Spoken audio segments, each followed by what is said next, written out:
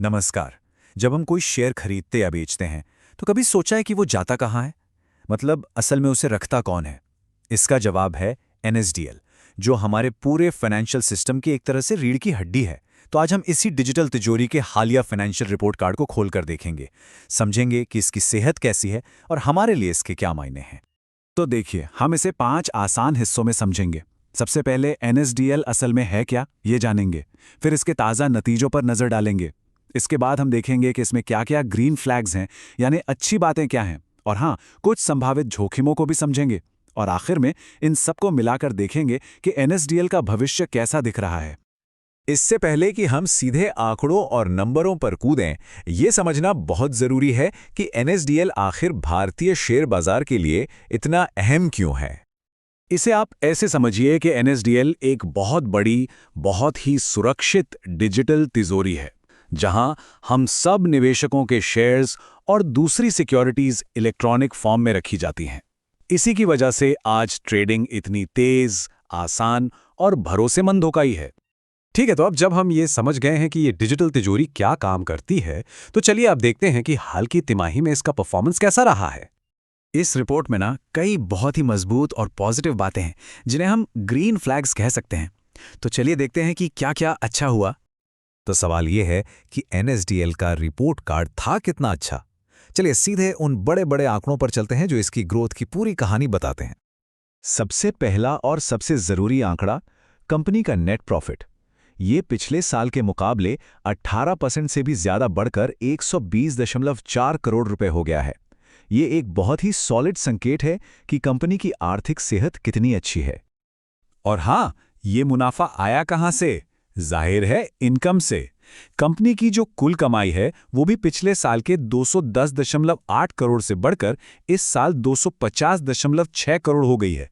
मतलब कमाई का इंजन भी पूरी रफ्तार से चल रहा है।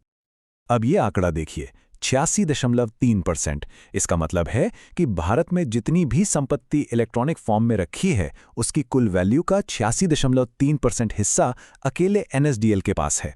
ये सिर्फ मार्केट लीडरशिप नहीं है, ये बाजार पर एक तरह का दबदबा है। और अच्छी खबरें यहीं खत्म नहीं होती, पूरे ग्रुप का परफॉर्मेंस भी अच्छा है। और एक बहुत बड़ी बात, इसके पेमेंट्स बैंक को अब शेड्यूल्ड पेमेंट्स बैंक का दर्जा मिल गया है।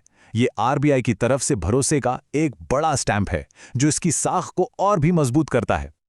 चलिए, ये तो हो गई सब अच्छी अच्छी बातें, लेकिन किसी भी कंपनी का हेल्थ चेक तब तक पूरा नहीं होता जब तक हम उसके संभावित जोखिमों पर भी नजर ना डाल लें। मतलब ऊपर ऊपर से तो आंकड़े बहुत शानदार लग रहे हैं, पर क्या कहानी पूरी तरह से पॉजिटिव है या फिर इसमें कुछ पेंच भी हैं? देखिए, किसी भी फाइनेंशियल रिपोर्ट की जो असली और गहरी बातें होती हैं वो अक्सर रिपोर्ट के आखिर में दिए नोट्स सेक्शन में छिपी होती हैं। और यहीं पर हमें एक शब्द मिलता है, कंटिंजेंट लायबिलिटी। आसान भाषा में इसका मतलब है भविष्य का एक ऐसा संभावित खर्चा जो हो भी सकता है और नहीं भी। जैसे किसी कोर्ट केस का नतीजा आपके खिलाफ आ जाए। और एनएसडीएल के सामने एक ऐसा ही बड़ा मामला खड़ा है। कार्वी स्टॉक ब्रोकिंग से जुड़ा एक कानूनी केस अब सुप्रीम कोर्ट तक पहुंच चुका है। हालांकि कंपनी को पूरा भरोसा है कि वो जीतेगी, लेकिन सोचिए, अगर फैसला खिलाफ आया तो ये एक बड़ा फाइनेंशियल रिस्क बन सकता है। इस कानूनी मामले के अलावा कुछ और रेगुलेटरी उलझनें भी हैं।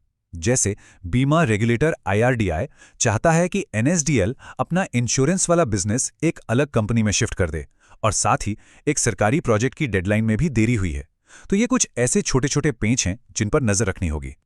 तो इन सारी ताकतों और चुनौतियों को एक साथ रखकर देखें तो सवाल उठता है कि एनएसडीएल के लिए आगे का रास्ता कैसा है। तो यहां बात एक संतुलन की है। एक तरफ एनएसडीएल का बाजार पर जबरदस्त दबदबा है और मुनाफा भी लगातार बढ़ रहा है, लेकिन दूसरी तरफ कानूनी मामलों और रेगुलेटरी बदलावों जैसी चुनौतियां भी हैं। भविष्य इसी बात पर निर्भर करेगा कि कंपनी इन दोनों के बीच संतुलन कैसे बनाती है। कंपनी अपनी प्रेस रिलीज में ये बात कहती है, और यही उसका मूल काम भी है, जो उसकी लीडरशिप की नींव है।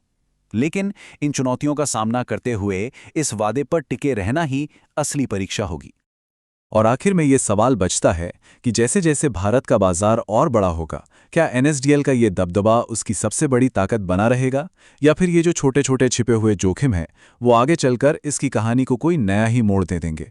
इस पर नज़र बनाए रखना वाकई दिलचस्प होगा।